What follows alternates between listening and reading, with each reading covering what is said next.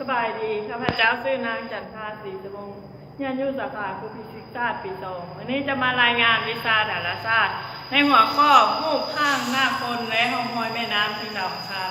ซึ่งสอนโดยอาจารย์ปาวีสุวรรณวงศ์จะเป็นเท่าไหร่นั้นก็ไปติดตามกันเลย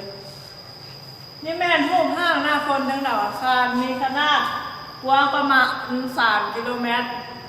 ขออภัยเนาะยาวประมาณ3 กิโลเมตรและกว้างประมาณ 1.5 กิโลเมตรตั้งอยู่บริเวณไซโดเนียเทิงเส้นศูนย์สูตร10 องศาและรูปนี้ถือถ่ายทางคมิตโดยงานไวกิ้งออฟเบิร์ตเธอในวันที่25 เดือน 7,996ในเส้นวงโคจรของดาวอังคารและถูกนำมาเผยแพร่โดยนาซาอีก6 มื้อต่อมา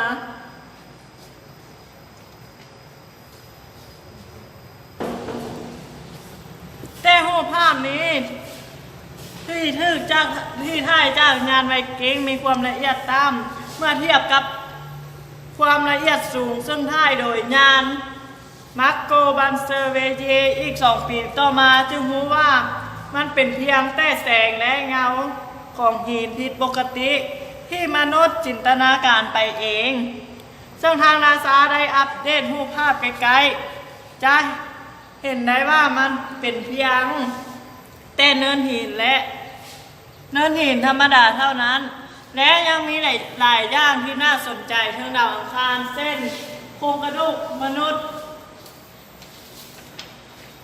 เมื่อรถแลนด์โรเวอร์ทั้งดาวอังคารได้ส่งรูปภาพกลับมาในปี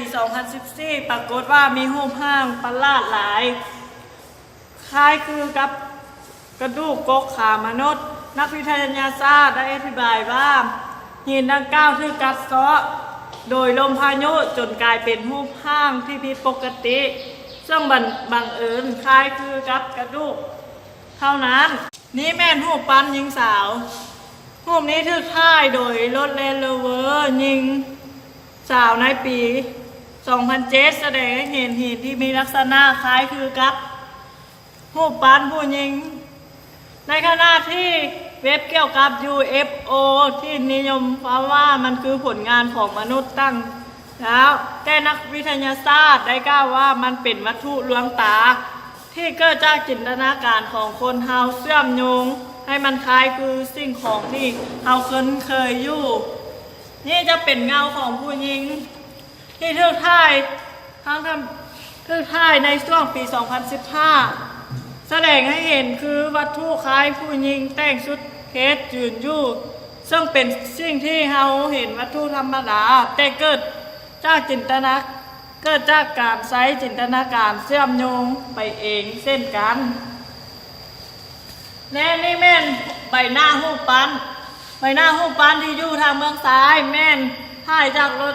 แลนด์โรเวอร์ทางดาวอังคารซึ่งรูปเมืองขวานี่แม่นถ่ายจากเทพเจ้าจากพิธี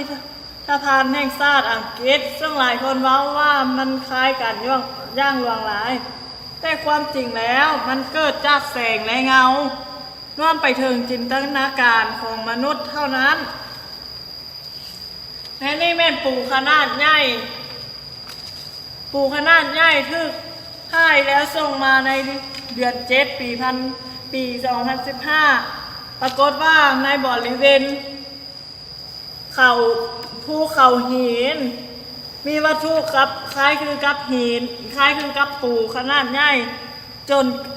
หลายคนคิดว่ามันอาจจะมีสิ่งที่มีชีวิตอาศัยอยู่ถึงดาวอังคารนั้นหรือบ่แล้วนี่แม่นห้องหอยแม่น้ำถึงดาวอังคารเนาะรูปนี้แม่นห้องหอยน้ำที่เกิดจากน้ำเค็ม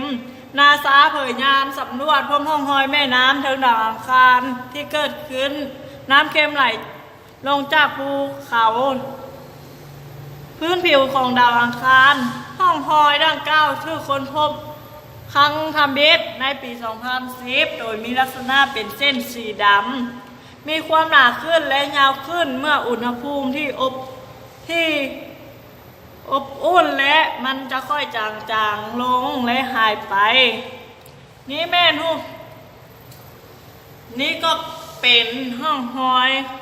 ของน้ำถึงดาวอังคารเนาะ ในวันที่29 เดือน 9 ปี 2015 องค์การการบินและยานอวกาศแห่งชาติสหรัฐอเมริกาคณะวิทยาศาสตร์ของนาซาและมหาวิทยาลัยแห่งชาติในสหรัฐได้พบร่องรอยของเหลวน้ำเค็มทางผิวของดาวอังคารจากการวิจัยพื้นที่แทบเป็นเส้นสีดำมืดการว่า RSL ซึ่งเป็นการบ่งชี้ว่ามีความเป็นไปได้สูง